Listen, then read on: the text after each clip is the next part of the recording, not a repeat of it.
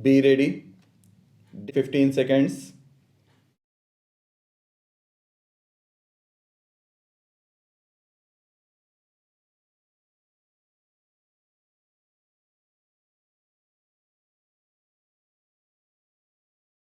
Sir, I strongly oppose the statutory resolution moved by the Honorable Home Minister to approve the continuance in force of Article 356. This is an article which has an anti federal and anti democratic character. No other constitution in the world is having this painful clause except Pakistan. If you go through the constitution of the United States, Canada, Australia, and Switzerland, you will find that no federal government is having the right to remove state governments. Unfortunately, our founding fathers have incorporated this clause in our constitution. Sir, the Government of India Act 1935 also deals with taking the powers of the states as well as taking the power of the government at the center. The British government during their period incorporated two sections in the Act for taking the powers of both the governments. But our founding fathers, conveniently for the comfort of the center, have incorporated the clause to take the state government under the control of the president. The Act of 1935 was opposed by the Congress Party because of these two sections which assign the power to the governor and the governor general to take the control of state and federal governments respectively. The Act of 1935 was opposed by saying that it was a black act. The principle of taking over the state government was opposed during the freedom struggle, but unfortunately, it is now abundantly followed by our government.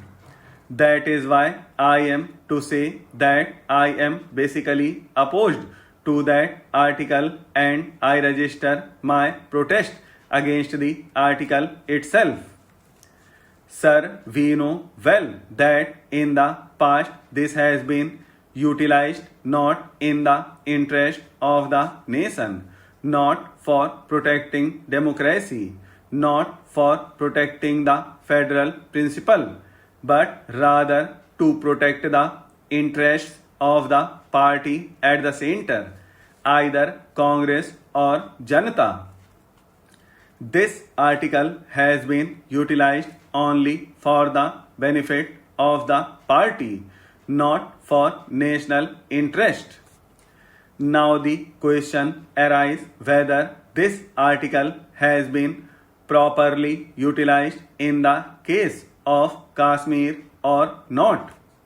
Sir, we know well that in the President's address, the Governor was lauded and complimented by the government, saying he has restored democracy, the situation has improved.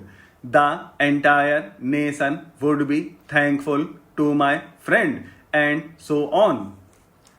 After some time, the Congress party is not in a position to tolerate the government of my friend. So it removed the said government from power by utilizing Article 356, but at the same time, it did not dissolve the assembly. But now, sir, on the eve of the elections of the Rajya Sabha, the assembly was dissolved for the interest of the party in power at the center. Therefore, it is totally exercised for the benefit of the party here. That is not only in this case, but also in other areas. I am to remind the House that the government is not serious about the elimination of terrorism in Kashmir. Sir, they thought that the state government is not competent to deal with the situation effectively. But what do we see now? President's rule has totally failed to arrest the situation. Rather, it has escalated during the period of President's rule. Sir, for the last 1 year, it has been reported in the press. More than 2,000 people have been killed by the terrorists. Since January alone, 750 innocent people have been killed by the terrorists. What steps have been taken by the government? What steps have been taken by the concerned authorities in Kashmir? This has been allowed to continue. At the same time, as far as this House is concerned, it has given adequate powers, even more powers to the government to deal with the situation. The Parliament has passed laws and armed the government with arbitrary powers. We have approved the steps to be taken under Article 349 of the Constitution. More than that, our Constitution has been amended. As far as the Parliament is concerned, it has done its best. But as far as the government is concerned, there is no improvement. The situation is not at all improving. I would like to know what has happened to the decisions. So many decisions have been taken in this House. It was decided that a security belt should be created. Has the government created that belt or not? The nexus between Pakistan and the terrorists should be broken. Now, what steps have been taken by the government so far to break this nexus between the terrorists and Pakistan? We always blame that Pakistan is aiding, giving training and giving shelter to terrorists. There is no difference of opinion on that. But what measures have been taken by the government to check all these activities of the terrorists? You are acting like the common people. You are also saying the same thing what the common people say.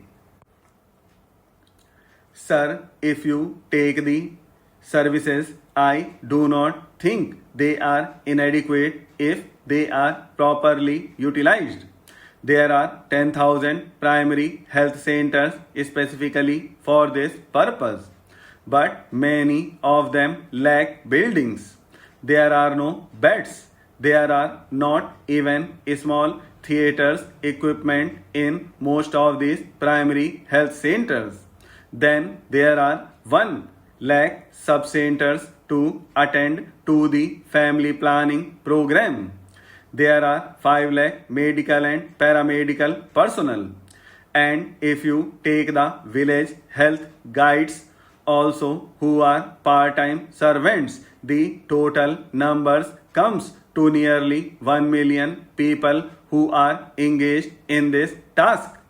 Therefore, you have got all the money. You have got all the services necessary for these programs. And if you take the information network also, the family planning department has got the largest information network next only to the information and broadcasting. The I&B does not have the block level information set up whereas the family planning department has got a block level setup. The block extension officers and the health assistants come to nearly 15,000.